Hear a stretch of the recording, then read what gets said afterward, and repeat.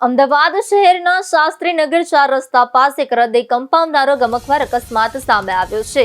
પ્રભાત ચોકથી શાસ્ત્રીનગર જતા રોડ પર એક ઇલેક્ટ્રિક મોપેડ સવાર યુવક સ્કૂલ બસના પાછળના ટાયરમાં ઘૂસી જતા તેનું ઘટના સ્થળે જ કમકમાટી ભર્યું મોત નીપજ્યું હતું। અકસ્માત એટલો ભયાનક હતો કે રસ્તો લોહીલુહાણ થઈ ગયો હતો। પ્રભાત ચોકથી શાસ્ત્રીનગર જતા રોડ પર અમદાવાદ મ્યુનિસિપલ કોર્પોરેશન દ્વારા આશરે એક અઠવાડિયા પહેલા પાઇપલાઇનના કામ માટે એક મોટો ખાડો ખોદવામાં આવ્યો હતો।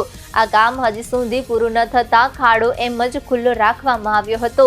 ત્યાંથી પસાર થઈ રહેલી એક સ્કૂલ બસ આ ખાડાની બાજુમાંથી ડાબી તરફ ટર્ન લઈ રહી હતી। તે સમયે બસની પાછળ આવી રહેલા મોપેડ સવાર યુવરાજે અચાનક શોર્ટ બ્રેક મારવી પડી હતી। બ્રેક મારતા જ મોપેડ સ્લીપ થઈ ગયું હતું અને યુવક સીધો બસના પાછળના વ્હીલ નીચે આવી ગયો હતો। ઘટનાની જાણ ટ્રાફિક પોલીસને થતા બી ડિવિઝન ટ્રાફિક પોલીસ ઘટના સ્થળ ઉપર પહોંચી હતી।